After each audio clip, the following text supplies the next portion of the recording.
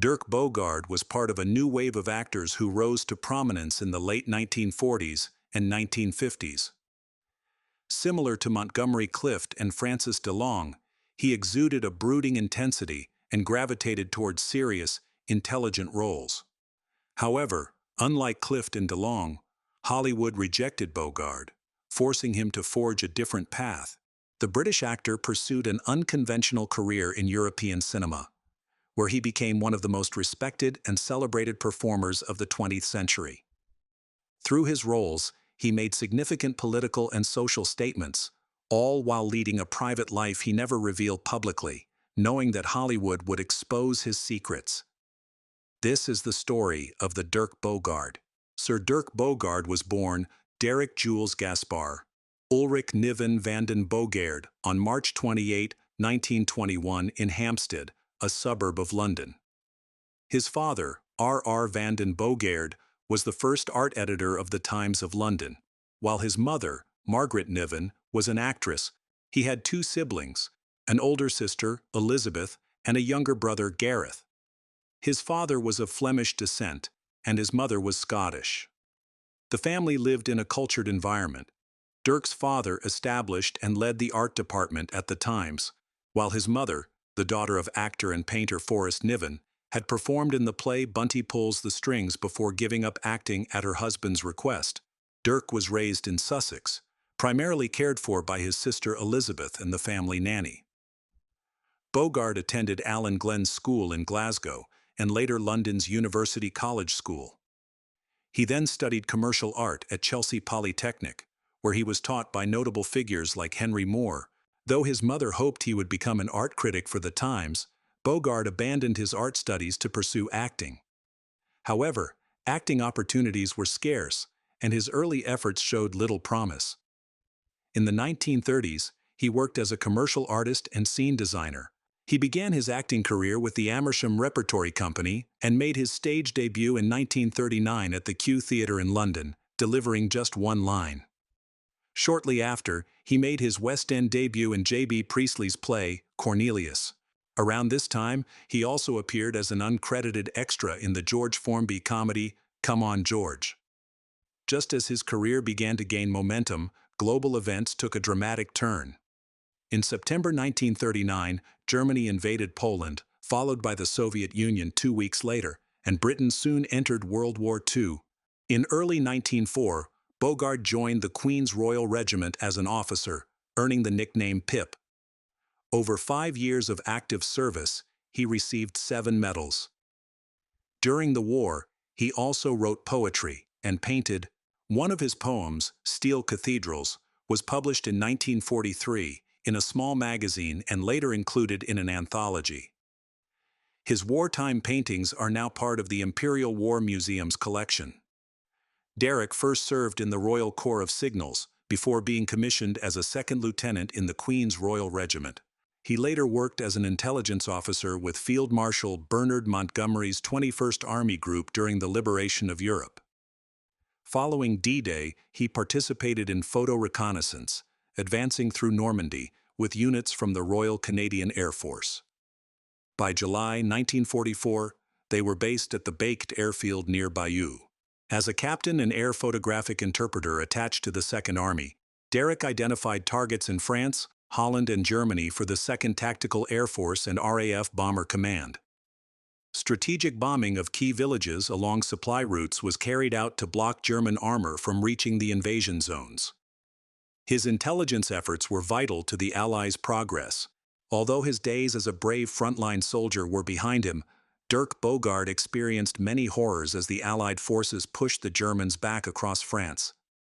He described one of the most shocking moments of the war. "I thought I saw a row of footballs in the rubble. But they weren't footballs, they were children's heads. A whole school of kids, from a convent, had been pulled out of class and lined up in a narrow alleyway between buildings to protect them from the bombing. The entire structure collapsed on top of them." Bogarde also shared that he was one of the first Allied officers to enter the Bergen-Belsen concentration camp in Germany on April 20, 1945.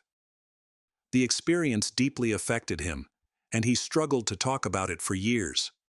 He vividly described the scene. When the gates opened, I realized I was looking at Dante's Inferno. A girl approached me who spoke English. She recognized one of the badges. She had no top on, just a pair of men's prison pajamas, no hair, and her breasts were like empty purses. All around us were mountains of dead bodies, literal mountains. The horrors he witnessed left him with a lifelong resentment toward Germany. In the 1980s, he admitted that he would rather leave an elevator than share it with a German of his generation. Ironically, Bogarde went on to play German characters in 3 of his most notable films, including a former SS officer in The Night Porter. Other wartime experiences tested his humanity. He recalled a harrowing moment during the liberation of France. I was a 24-year-old officer in Normandy when the jeep ahead of me hit a mine. Shortly after, I found a man lying in the long grass beside me, his voice gurgling as he said, "Help, kill me." My hands were shaking as I reached for my revolver and tried to load it, but by the time I found my bullets, someone else had already done it. I heard the shot. I still remember that gurgling voice, begging for death. This traumatic memory resurfaced later in his career when he portrayed a similar moment in the 1964 film King and Country, where his character is forced to carry out a similarly grim act. Reflecting on his wartime experiences, Bogarde wrote, "Deep shock leaves a permanent mark, an internal tattoo that can only be removed by surgery. Time cannot simply wash it away." After being demobilized, he returned to acting.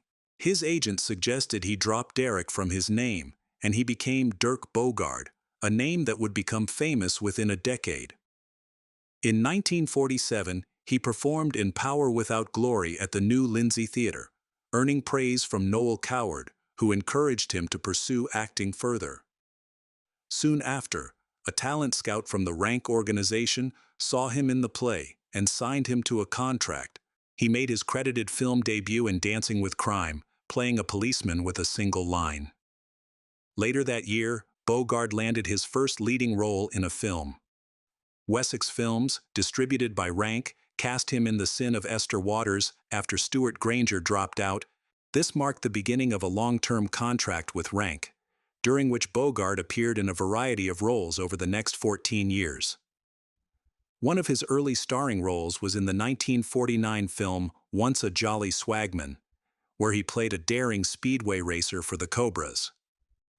The film was shot at New Cross Speedway in southeast London during the post-war years, a time when speedway racing was the most popular spectator sport in the UK. Dirk Bogarde's early career was shaped under the guidance of prolific independent film producer Betty Box, who played a key role in crafting his image as a matinee idol. For 3 years, Bogarde worked as an apprentice actor in Rank organization films, gaining little attention. His breakthrough came in 1950 when he was cast as young hoodlum Tom Riley in the crime thriller The Blue Lamp. The film, named after the blue lights on police call boxes in London, was the most successful British movie of that year, and established Bogarde as a notable actor. Playing a cop killer, a shocking crime in England at the time, Bogarde's role brought both notoriety and popularity to the film. This character marked the beginning of his career portraying intense, neurotic, and charismatic villains. Over the next 3 years, Bogarde took on a variety of roles, including an accidental murderer, a hunted young wing commander, and a wrongly imprisoned man who finds hope upon discovering his sweetheart, played by Mai Zetterling, is still alive. He also performed on stage, including a stint in the West End production of Jean Anouilh's Point of Departure. However, stage performances made him anxious, and his growing fame led to uncomfortable encounters with fans, who often mobbed him. Bogarde became a major heartthrob, with one teenager, Olin Evans, winning a date with him through the Daily Mirror Teen Queen contest. Despite his public image as one of Britain's most eligible bachelors, Bogarde was already in a private, long-term relationship, though this was unknown to the public. The pressures of fame and his struggles with stage fright began to take a toll. During a 1955 touring production of Summertime, he faced aggressive fans at the stage door, some even disrupting his performances. After a final stage appearance in the 1958 Oxford Playhouse production of Jezebel, Bogarde decided to leave the theater, turning down lucrative offers to return. Around this time, he collaborated with American expatriate director Joseph Losey on The Sleeping Tiger. Losey, a communist blacklisted in Hollywood during the McCarthy era, had moved to England after refusing to direct an anti-communist film. Initially hesitant to work on a low-budget production with a blacklisted director, Bogarde agreed after being persuaded by Losey, who showed him one of his earlier films. Bogarde even accepted a reduced fee for the role, although Losey's name was omitted from the credits due to his blacklist status. This partnership would later result in a series of acclaimed films that became milestones in both their careers. Ironically, it was not drama, but comedy that propelled Bogarde to stardom. His portrayal of Dr. Simon Sparrow in the 1954 comedy Doctor in the House launched him to the forefront of British cinema. The film, featuring Kenneth More, Donald Sinden, and James Robertson Justice as their gruff mentor, was spearheaded by Betty Box, who saw its potential after reading the source material on a train journey. Doctor in the House became a massive hit, drawing 17 million viewers in its first year and earning its place as one of Britain's most beloved films. Bogarde's performance as Sparrow cemented his status as a national heartthrob and the leading British movie star of the mid-1950s. Bogarde, nicknamed the idol of the audience for his box office appeal, was considered by producer Harry Saltzman and director Tony Richardson for the role of Jimmy Porter in Look Back in Anger. This play marked the start of the angry young man movement and the kitchen sink school of 1950s English drama. Bogarde was also slated to play T.E. Lawrence in a film written by Reagan and directed by Anthony Asquith. However, after a year of preparation, the project was suddenly cancelled due to budget issues, leaving Bogarde and the team disheartened.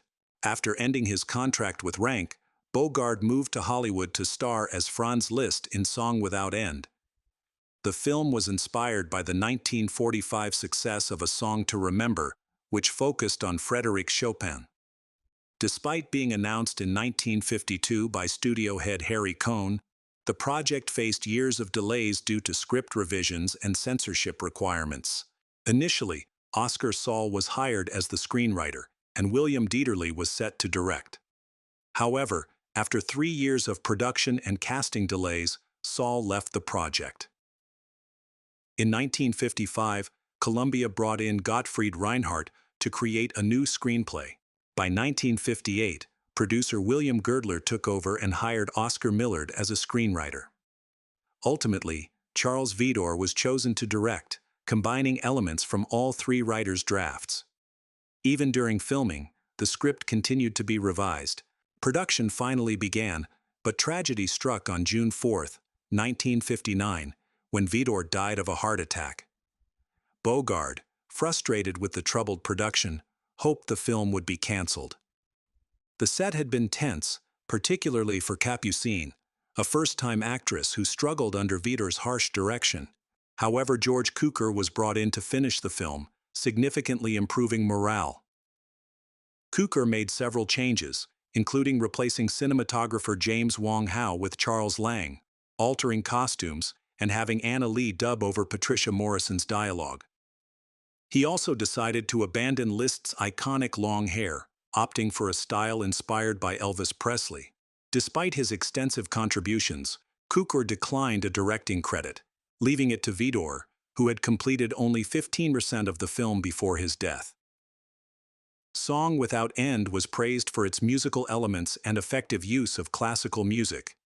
It won the Academy Award for Best Music Score, credited to Morris Stoloff and Harry Sukman, as well as the Golden Globe for Best Motion Picture Musical.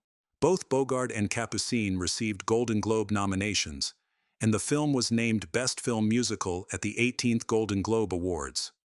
Despite these accolades, critics were unimpressed, and the film was a box office failure.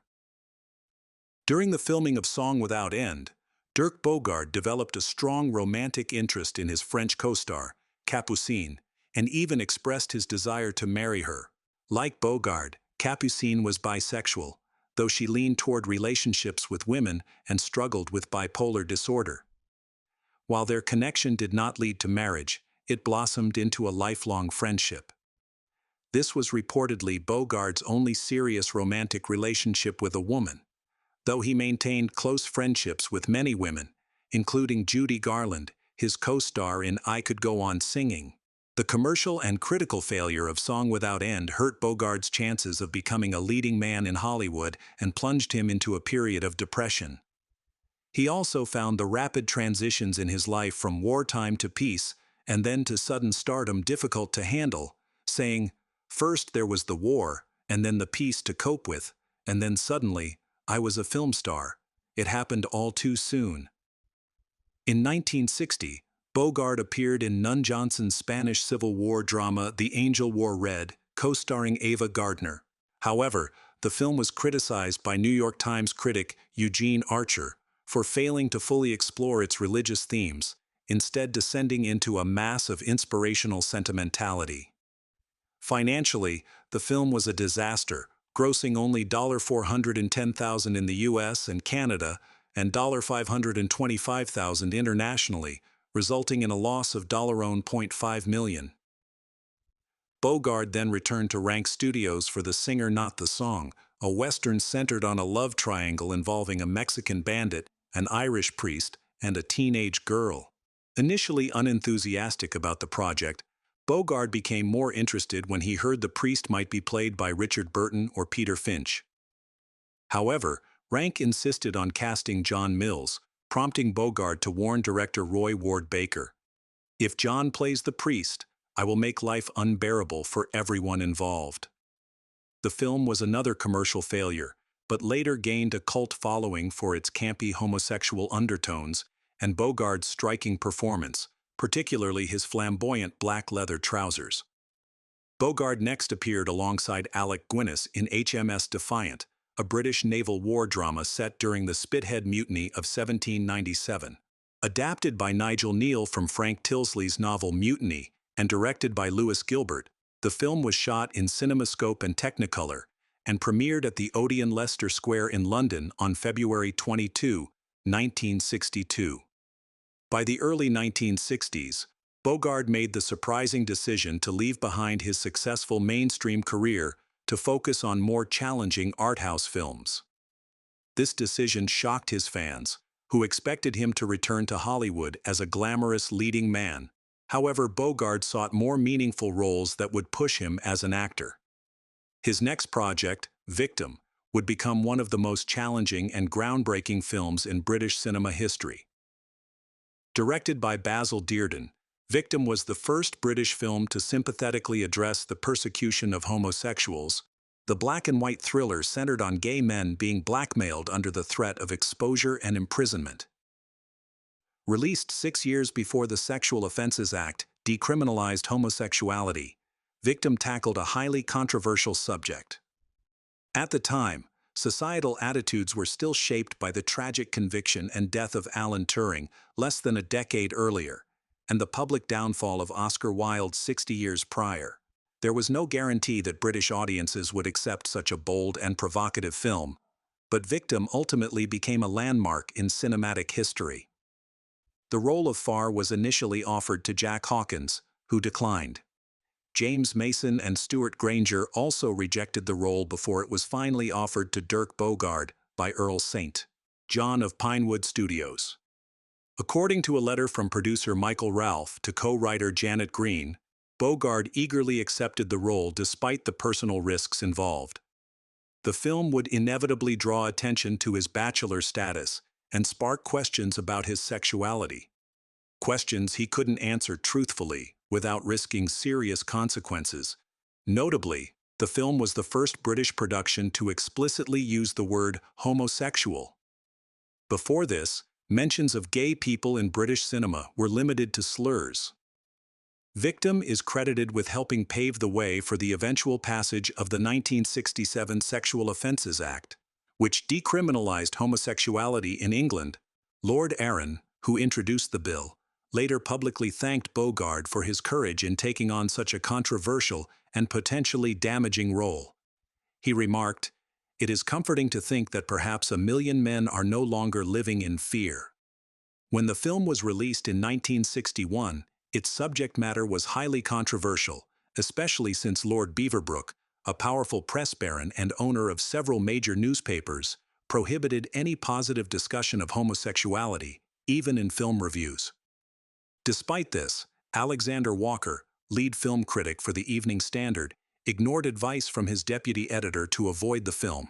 Instead, he praised Bogarde's performance, writing, "At last, after years of playing shallow roles in lightweight films, Dirk Bogarde has a role that not only demonstrates his brilliance as an actor, but also his courage." Other critics echoed this acclaim, and Bogarde gained a new, more discerning audience. However, his choice to pursue deeper, more meaningful roles alienated many of his previous fans. Like Burt Lancaster, Bogarde was no longer interested in being a commercial movie star.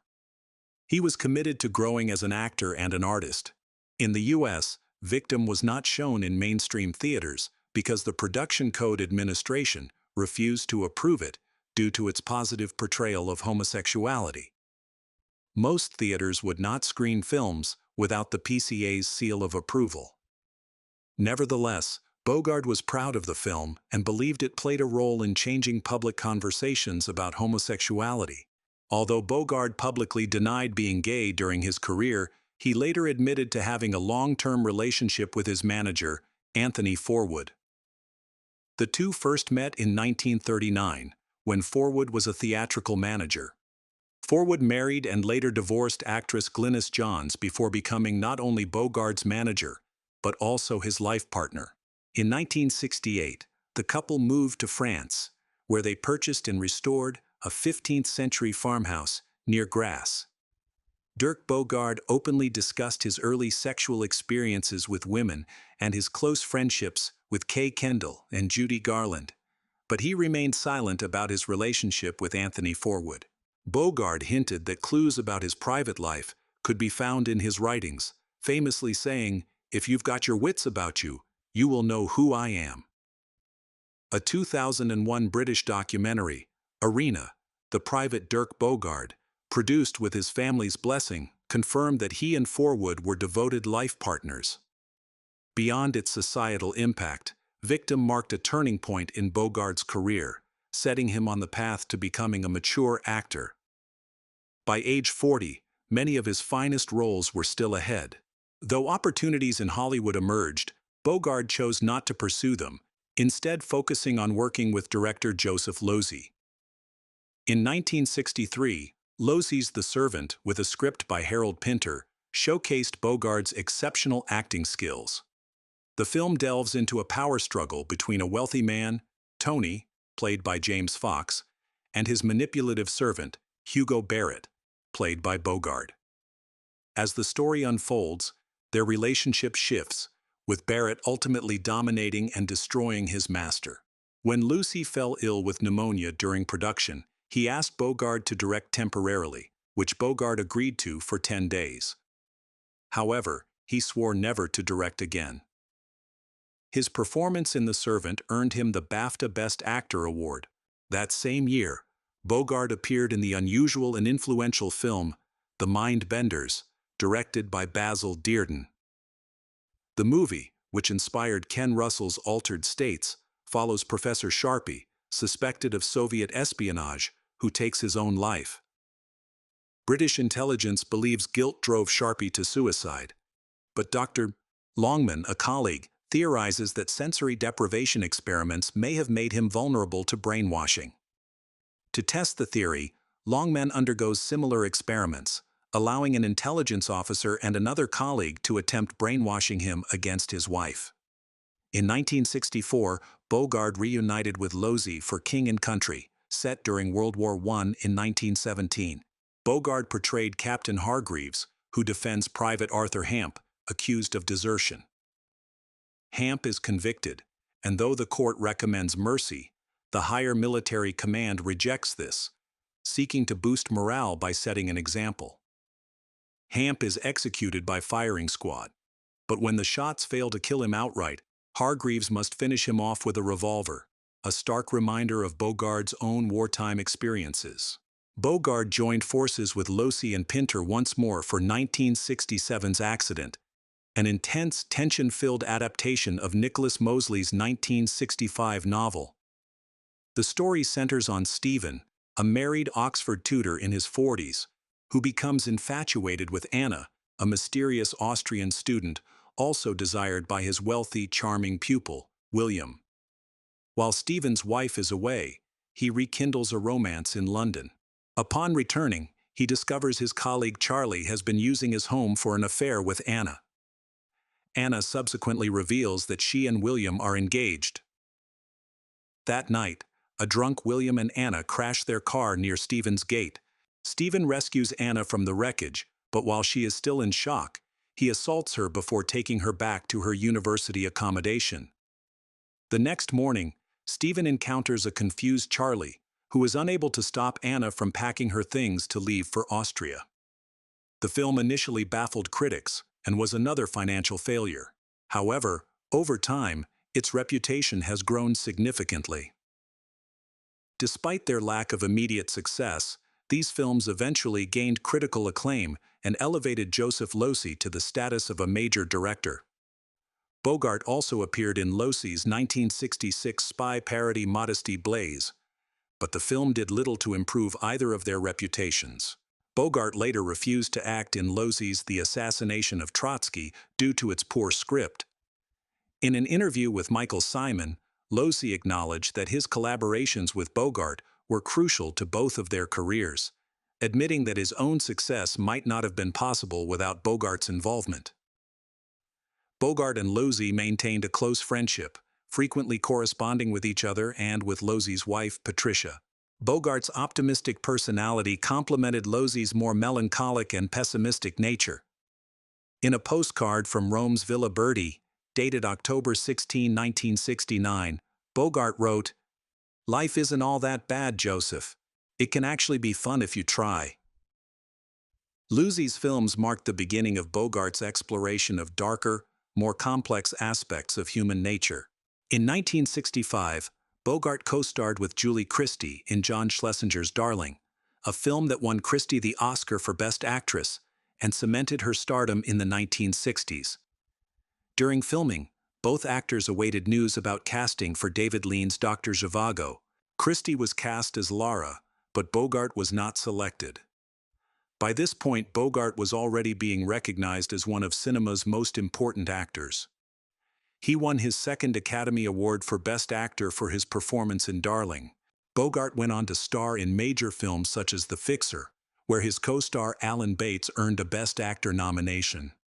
He also appeared in two films by Luchino Visconti, The Damned in 1969 and Death in Venice in 1971. The latter, based on Thomas Mann's novella, was a role Bogart considered the crowning achievement of his career.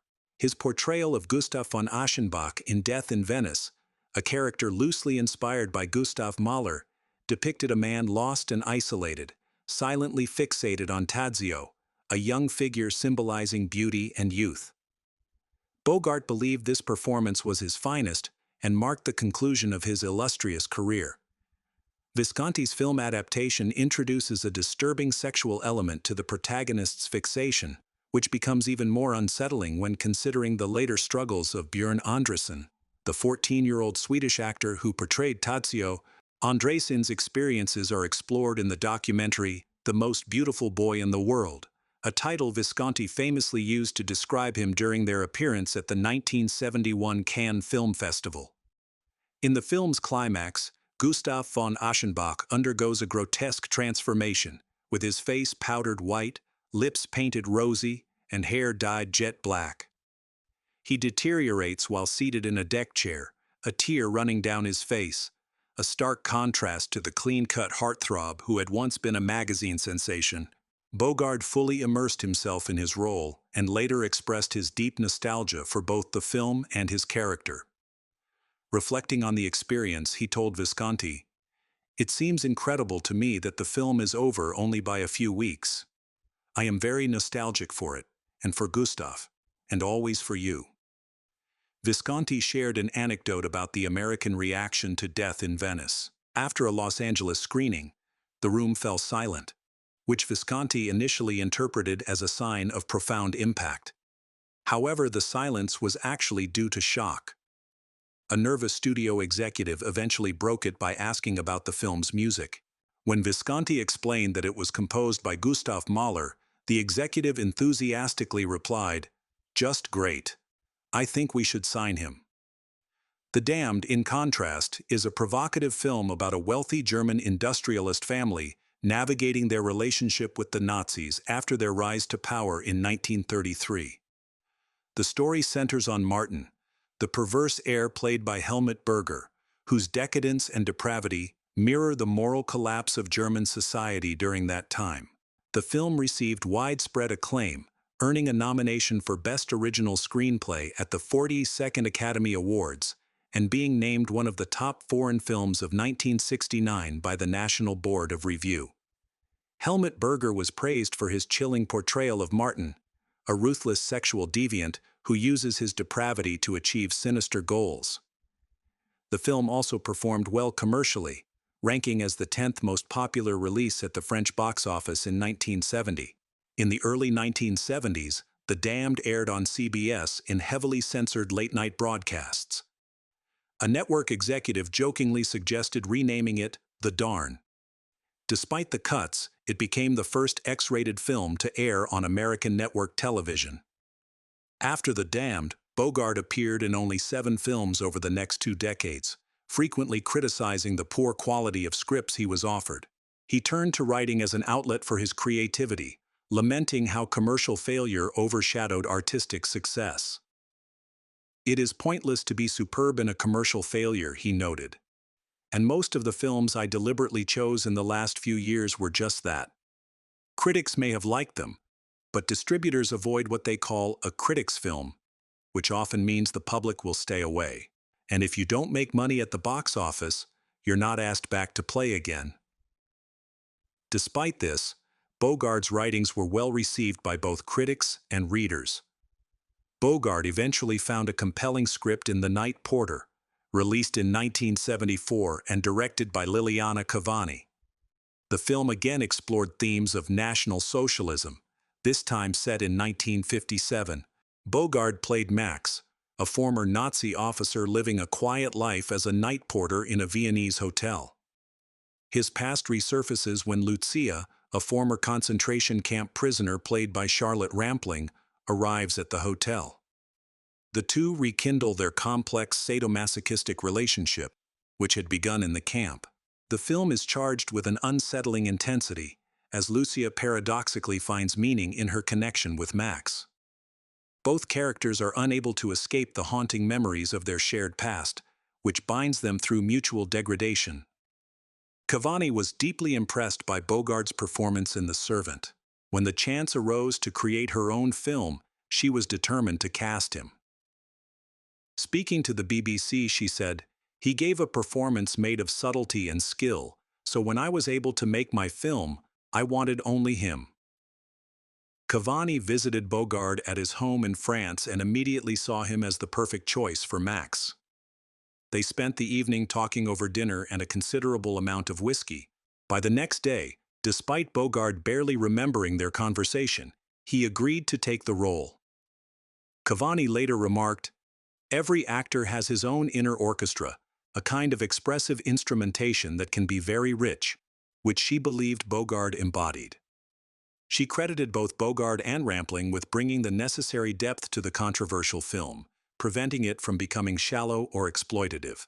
Their performances elevated the movie into one of real intensity. While the film faced criticism for being offensive, particularly for its extended scenes of nudity involving Rampling, Bogarde's performance received widespread acclaim. The film is now respected for its complex moral narrative rather than its explicit content. Bogarde, who had witnessed the horrors of Bergen-Belsen, was drawn to exploring the darker sides of human nature in cinema.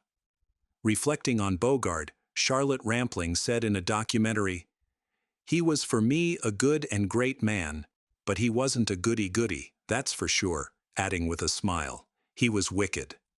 Bogarde's next role was as Lieutenant General Frederick Boy Browning in the star-studded epic A Bridge Too Far. Unlike his co-stars, Bogarde had first-hand experience of the events depicted in the film, and his performance was widely regarded as the standout of the movie. That same year, he appeared in Alain Resnais's critically acclaimed Providence alongside John Gielgud. In 1978, he starred in Rainer Werner Fassbinder's adaptation of Vladimir Nabokov's Despair, with a script by Tom Stoppard. Bogarde's portrayal of Hermann Herrmann, a 1930s German businessman spiraling into madness as fascism rose, was once again highly praised. Bogarde found working with Fassbinder particularly rewarding and noted similarities between Fassbinder and Luchino Visconti. Fassbinder, known for his fast-paced life and heavy drug use, tragically died in his 30s.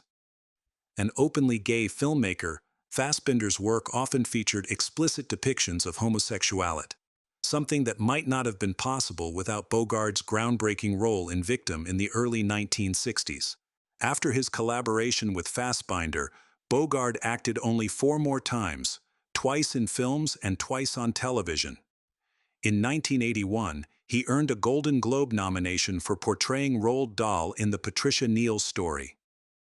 His last film role, as Jane Birkin's father in Bertrand Tavernier's Daddy Nostalgia the 1990, received critical acclaim. Bogarde was known for his irreverence and his willingness to tackle taboo subjects. His motivation wasn't to shock, but to explore the hidden complexities of human nature. He chose roles that reflected his artistic integrity and sharp intellect, working with visionary directors such as John Schlesinger, Alain Resnais, and Bertrand Tavernier during the final decades of his career. After retiring from acting, Bogarde focused on writing. By the time of his death in 1999, he had authored 6 novels and 10 memoirs, as well as essays, reviews, and journalism. His writing, much like his acting, was celebrated for its wit, detail, and emotional depth.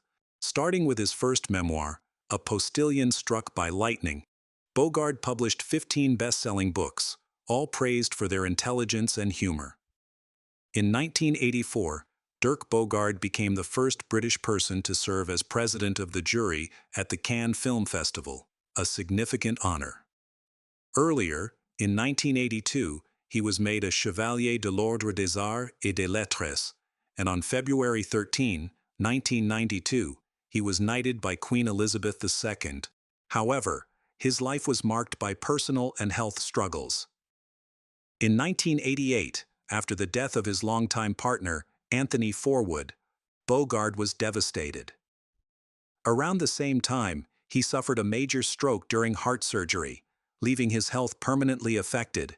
A heavy smoker for much of his life, his recovery was limited. During this difficult period, Bogarde started reviewing books for The Telegraph at the suggestion of literary editor Nicholas Shakespeare, who, according to Bogarde, unknowingly provided much-needed support. In 1996, he experienced another stroke, which left him partially paralyzed. Despite this, he regained enough independence to live on his own in his Chelsea flat. By May 1998, his health had declined to the point where he required constant nursing care. This led him to create a living will, specifying that no extraordinary measures should be taken to prolong his life if he became terminally ill. Bogarde became a strong advocate for voluntary euthanasia and served as vice president of the Voluntary Euthanasia Society, openly discussing his own decision to forego life-saving interventions. Ultimately, his living will was not needed. Bogarde passed away from a heart attack on May 8, 1999, at his Chelsea home.